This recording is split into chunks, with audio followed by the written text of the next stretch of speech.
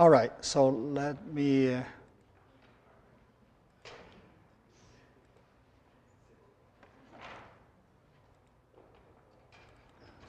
start it.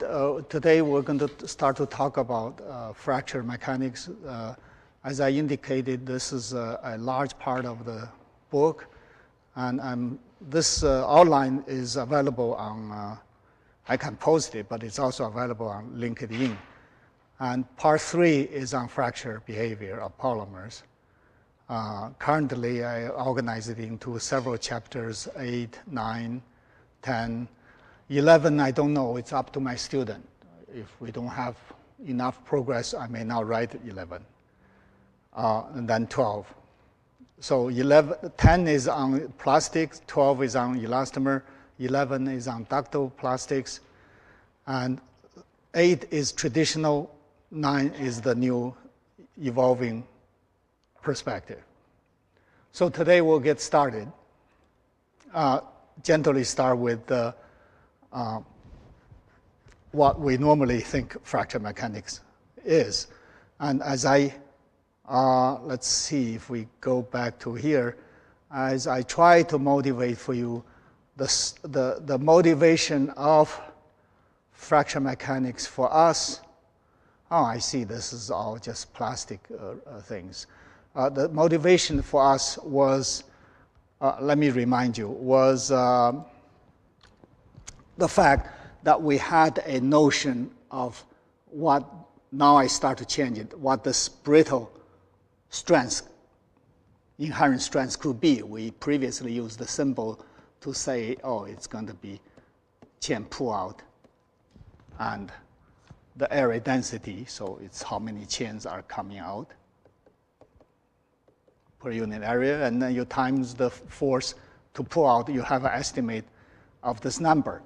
And because they were much larger than the much smaller than the fiber limit by a factor of the area density ratio and force ratio,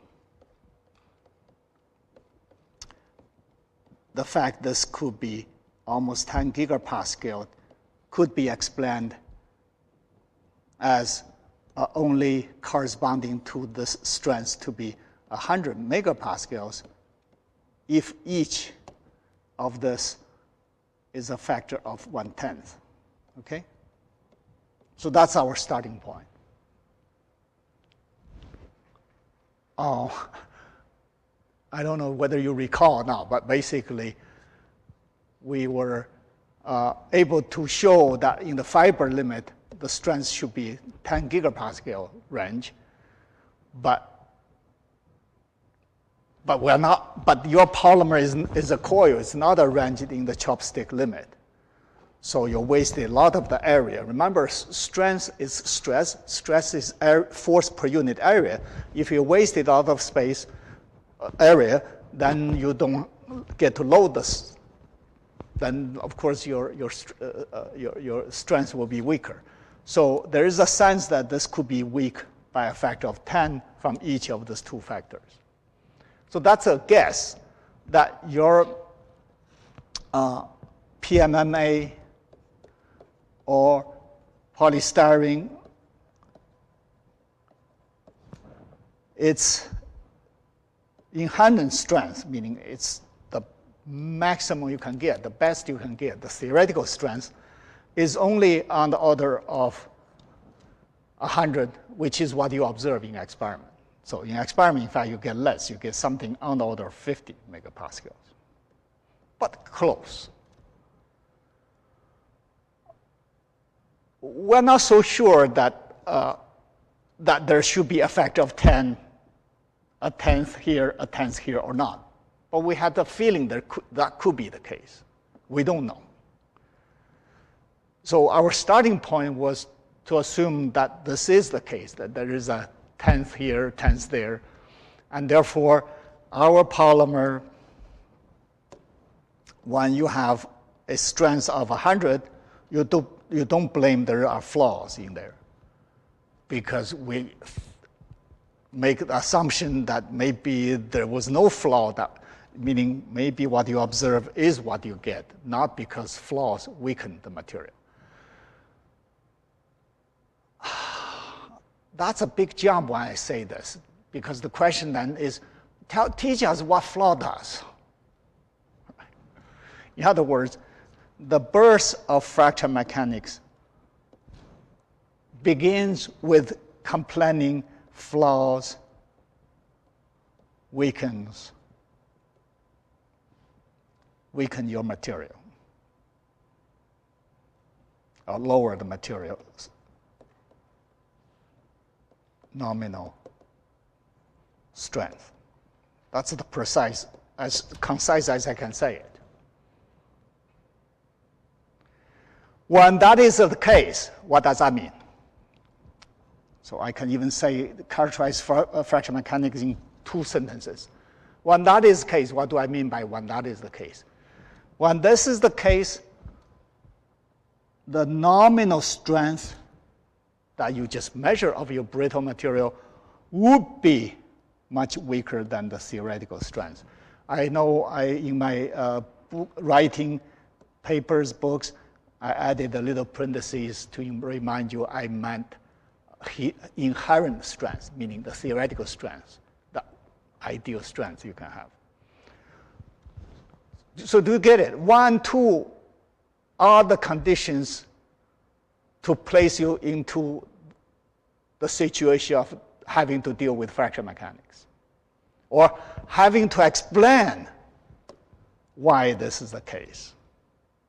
So you can see, and of course, this occurs, of course, is due to the flaw.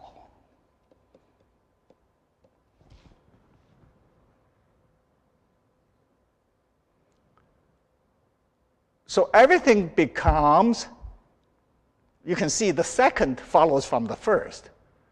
So everything is about explaining when you have flaw, why your material is weaker.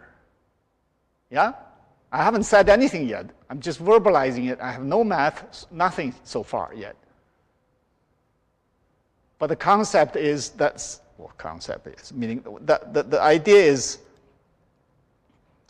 when you have window glasses, so I can casually mention window glasses generally is in the 200 megapascal range, the nominal strength.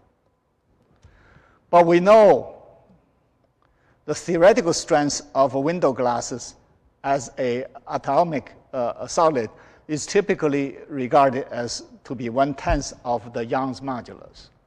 So this is the first section of chapter 8. I will skip. I only just verbalize this much by saying that if that's the case, because Young's modulus of your window glasses is 70 gigapascal, so you get 7 gigapascals. The discrepancy between them is a factor of 100.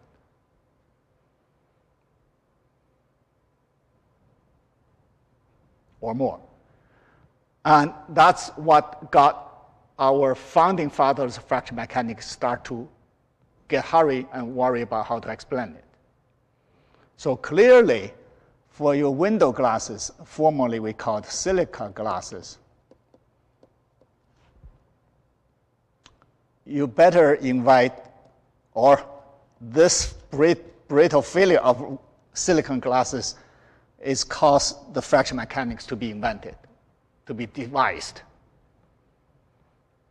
You do need fracture mechanics because there is this apparent, this factor, this is true. So now the logic is flipped. We know this is, we know this is, gosh, don't tell me that.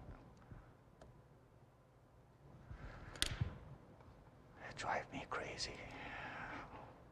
This happened before. I will be really sad. We may have to restart. You see, I happened when I was teaching elsewhere that let me do one thing first.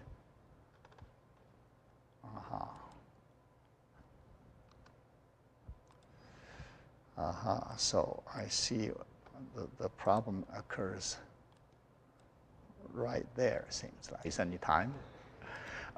So you see, the funny thing is that the logic is reversed here.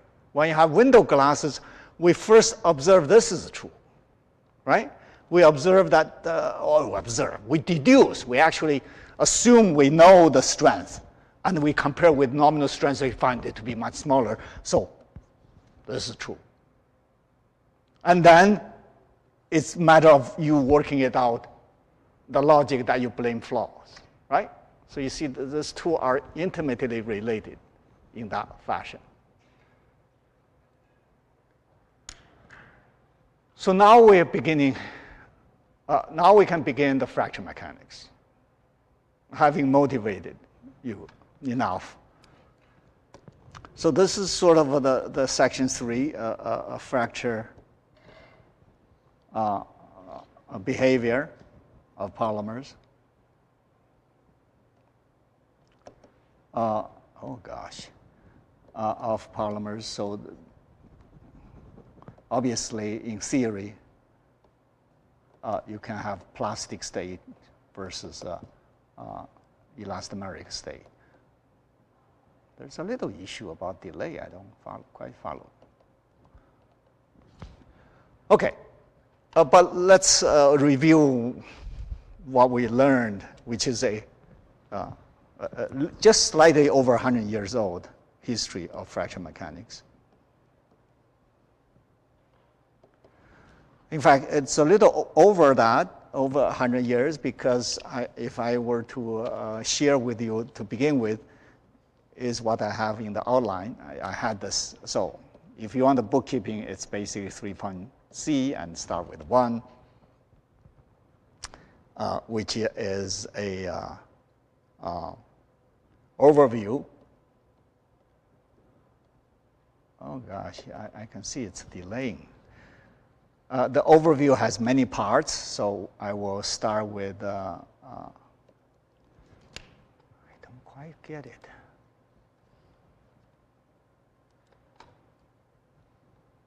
Why there is a delay? I don't quite get it. So basically you can start with the, okay, here comes. With the first one, which tells you it's actually over 100 years, because in 1903, Inglis produced a theoretical paper which, in my opinion, is the foundation of fracture mechanics. He, obviously, by that time, people apparently know that the treatment of mechanics of a perfect material, perfect specimen is insufficient. There are obviously bubbles, dust, whatever things that that you can perceive to give you some trouble.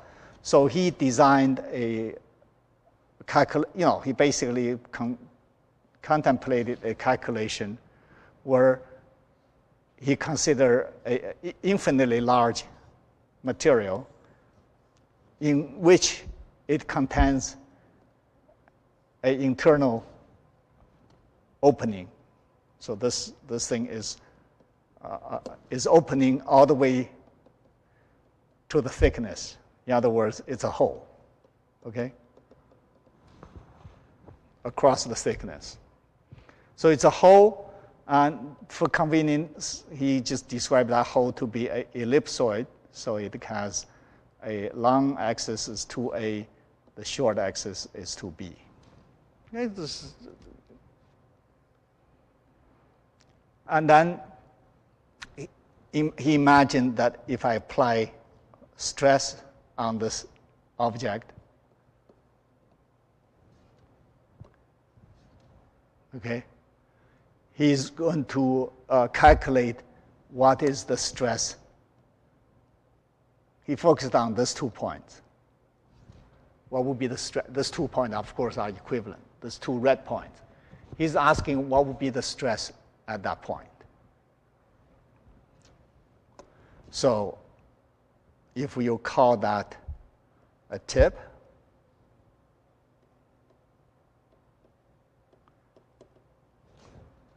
oh Lord, what happens here? then he was able to show that if this is what you apply nominally, meaning outside, it's going to be enlarged by a factor of 2a divided by b.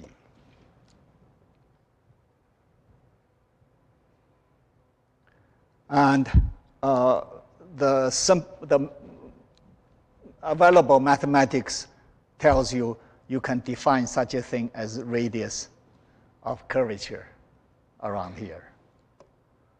Okay, so you can define some kind of radius of curvature there, and you find that radius curvature can be defined as b squared over a. And you can realize for sure that when you can see it,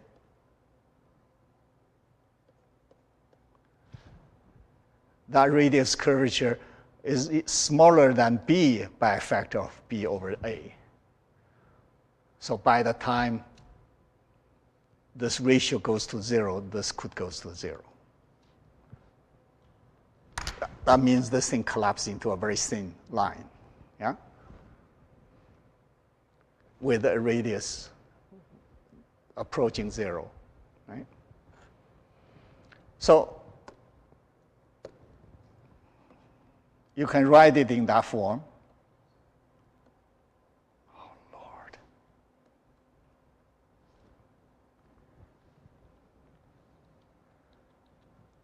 So you can write it in that form, and then you will be writing this as that.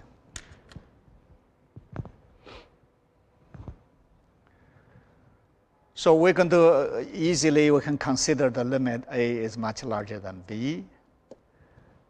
And in that limit, of course, that means a is much larger than rho. And in that limit, I can neglect the 1 there because it's relatively small compared to the rest, meaning to the second term.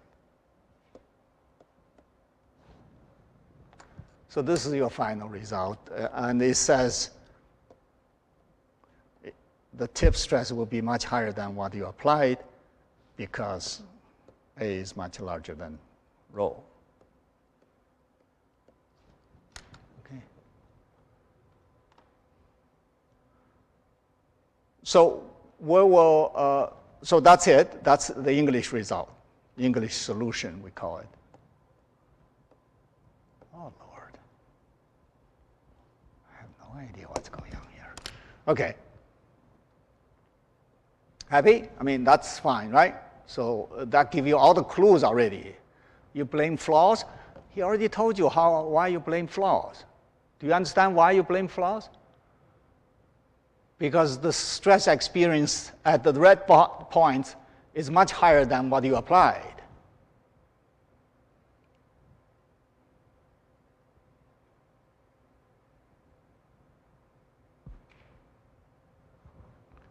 Of course, the rest is all hidden here. And this is why I think the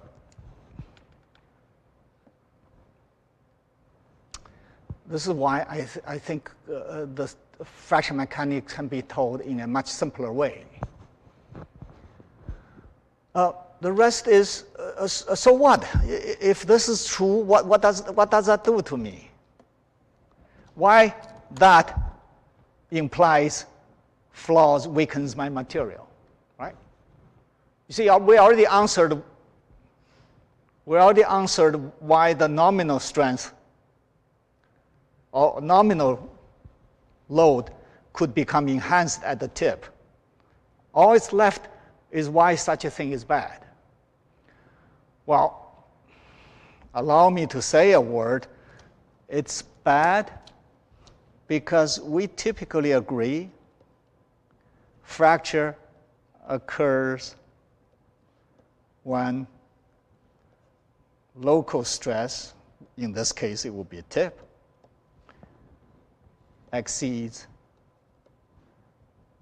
material strength. What strength? Of course, this is the inherent strength now, So do you have trouble with this statement? This is a statement commonly agreed on prior to fracture mechanics. By the way, this is not the only way of suggesting how fracture occurs. You could also suggest that fracture occurs when certain, this is where the things I want to be clear. You can also suggest fracture occurs, I will be mumbling, when some strain energy density or strain energy density reaches a threshold.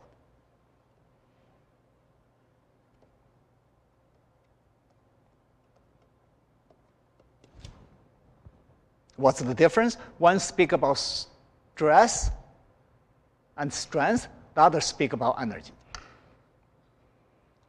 I know in my class I didn't even go through, let's say, von Mill's criterion and for yielding whatnot. Indeed, classically, there are two ways to think about the condition for failure. One is a stress approach, one is an energy approach. And people cannot quite make up their mind which one is to use. So, but for the moment, let's take the approach that it is local stress, in this case, tip stress.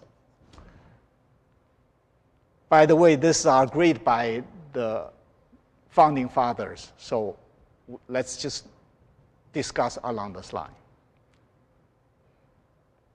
Then you know what happens. Then basically fracture would occur when the strength at this red point is reached. And that can occur at a loading level, obviously much smaller than the applied load. So let this factor be 10, then the tip stress will be 20 times higher than the nominal load. Right? Let this be 10, for example. So then it's just a matter of how large is this ratio of A over rho, which is a character nothing than describing, in some sense, the aspect ratio of this flow, of this opening. That's it. So I'll come back to it, but I make a comment that English pointed out. In fact, English handled both of this already, both of these points already. It tells you if you have flow, you should, of such kind, such that A is much larger than rho, then you must have the condition that your nominal strength is greatly smaller than the inherent strength. We're done in that sense. The rest, we really, of fracture mechanics, we really have to count on our luck.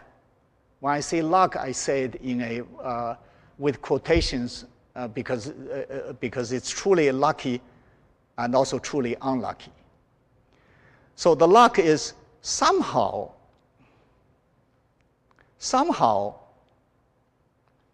we were not content with this English solution as a way to explain what I just told you, these two factors. Somehow, we worried that if rho goes to 0, then the stress will become infinite. And somehow we worry about that. It's unphysical. We don't like that limit. When I say we, basically, Griffith decided to do it differently. This is his celebrated result or paper, 21. So it's 8 years later. He said, let me do it differently. He says, let me consider this problem in fact, the consequence of that is, let me consider this problem without even worrying, without even properly define the flaw. So let me explain what I mean by that. So here, and I'm going to present his result using dimensional analysis, which you have been doing for so long with me in this course. Oh, God. So basically, imagine you have an infinitely large system that has a thickness. Let the thickness be B. Okay? And then imagine that you have a cut into the plane so that this part is no longer connected.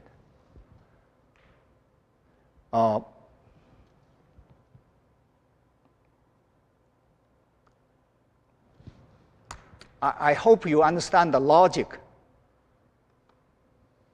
of the basic operation of fracture mechanics. Because we complain, or we acknowledge the fact that you have a weaker material is because of flaws of some size that is yet to be determined, I may as well study that problem by intentionally make a flaw and study that problem. But in his case, he was still considering. In fact, he has to use that English solution. So he is considering this case. The cut is in the middle. But I'm just presenting a view where the cut is from one of the edge. The other half is infinite, so I have a semi-infinite system instead of an infinite system. That answer your question? Yeah, good. So either way, my point was to give you a sense of Griffith's approach. He's thinking in the following way. He's thinking it very simply, and we know that, when I was introducing surface tension for you, you see, if this crack is going to move, let's say to here, in the blue, you're going to create additional separation, additional free surface. And we know from long ago, creating free surface, you have to pay energy to do that. I mean, it costs energy to do that. So he visualizes, I know where that energy would come from. It would come from the fact,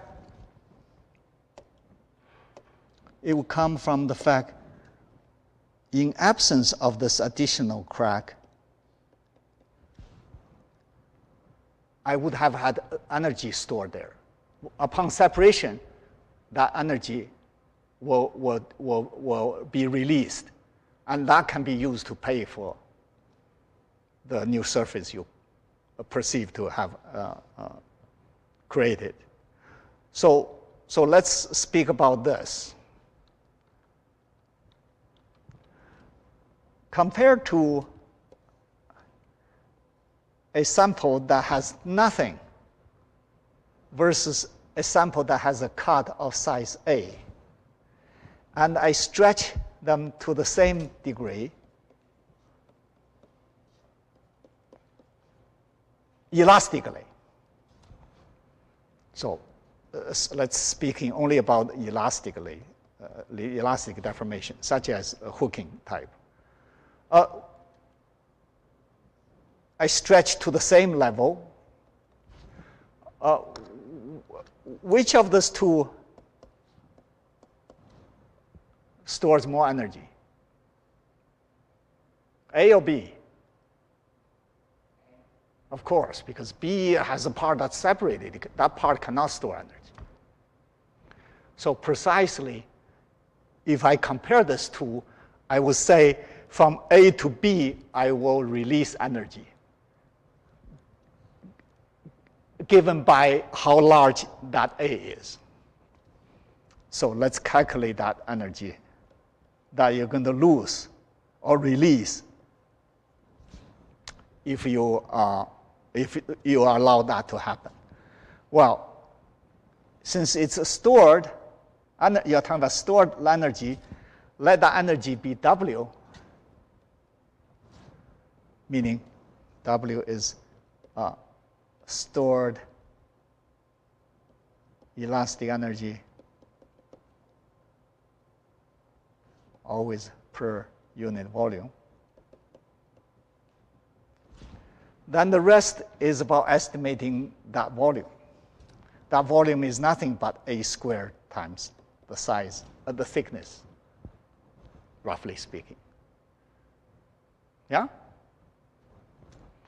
And what is W? W, remember, I had that in your homework. Did it in a different way, but you can do it again. Remember, I told you that little W in the homework. It was this: engineering stress. In fact, now you have the beauty of doing both. Engineering stress integrated over lambda, but it's the same as true stress integrated over epsilon. And if you plug this in, it's nothing but twice of E epsilon squared, which is nothing but sigma squared E divided by E, and factor of 2. So in this so-called elastic, much of what my discussion will be only just about elastic fracture mechanics, linear elastic, actually. So in that limit, you know the W is nothing but squares of sigma.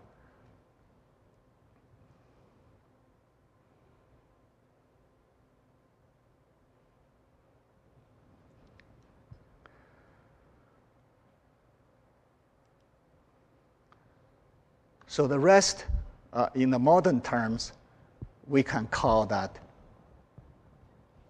energy release rate. This rate is historical and totally misleading.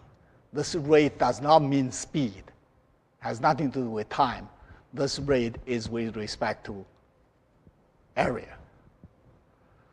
So don't be misled by that. But we call it energy release rate.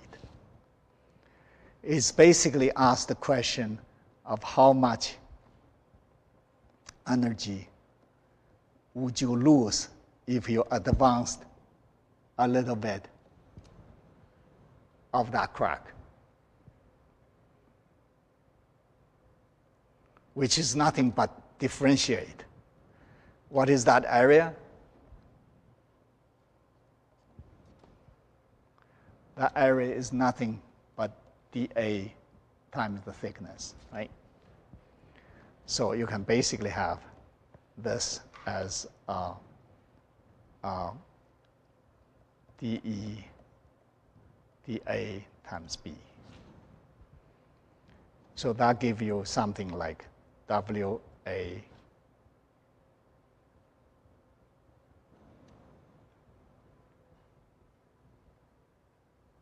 That's it. There's a factor of 2. Who cares? We never care about factor of 2, remember? I'm teasing you. So basically, I have a B here. I have a B here.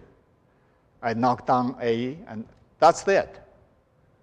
My energy release rate is W times A. It is what?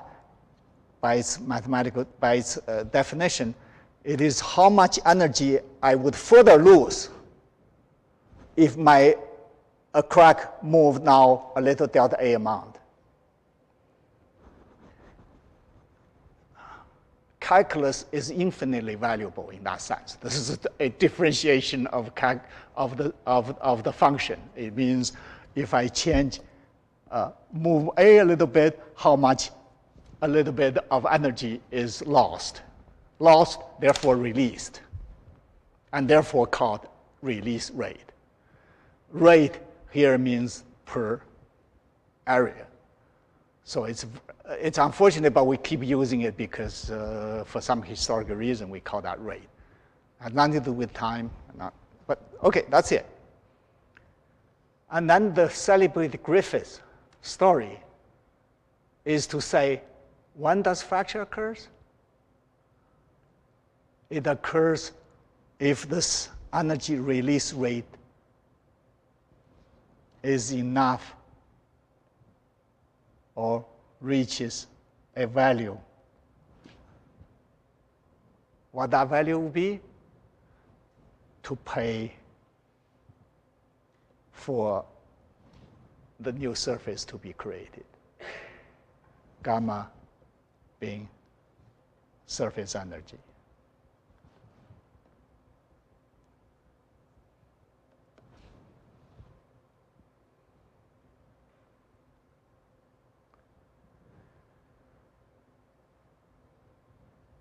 Well, so let's see what that consequence is. So you perceive it now. I'm going to increase my sigma further and further until I reach some critical sigma. My energy release rate reaches its critical energy release rate, which I think it should be about twice of the surface tension because there are two surfaces, so there's a factor of 2. Now I put the 2 back, but I should never care. So what is that then? What is GC? GC is the value at sigma C. What is G? G we just said is WA. So it becomes WCA. What is WCA? Well, we just had it here. It's basically sigma C squared divided by Young's modulus times A is 2 gamma. Wow. You may not be aware. This is it. This is the famous Griffith's law.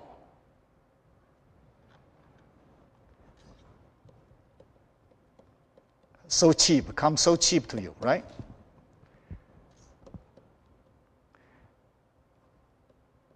In what form you are familiar with, or for somebody who are familiar with, it's in this form. That this says sigma is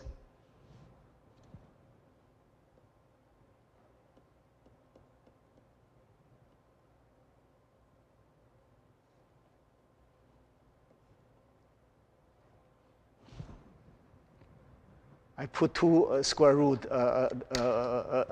separately because I want to indicate something. It's this. What is this? This is the famous thing because it says this. Oh, this is, as you know, 5 years ago, I'm aware of this law. I don't know where it came from. We were not doing fracture. Who cares? There's enough things to worry about. But now I showed you what it is. What it says is, of course, utterly important. It says the bigger a flaw you are considering, a smaller stress you need to reach, you need to apply to reach the point of that crack growing or so-called fracture occurs.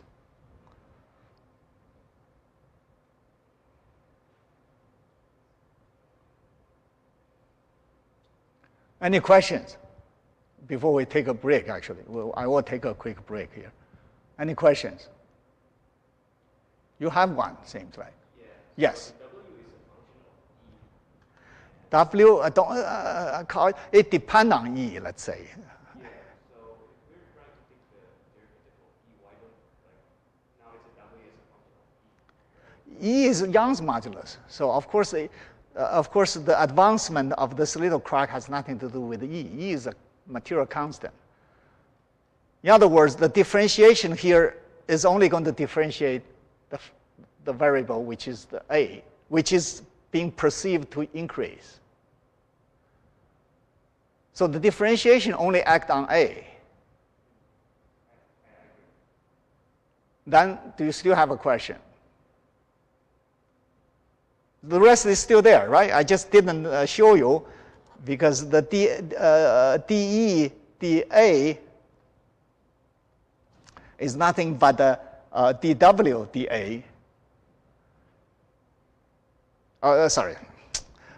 In other words, dE, dA is only acting on A, meaning W is left out.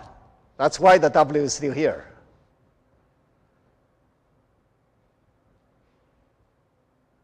W is just the energy density, so-called, area under the curve.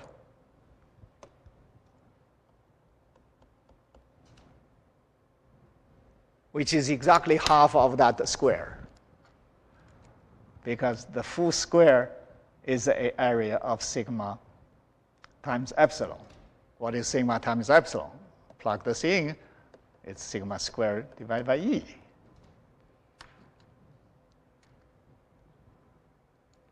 Any question?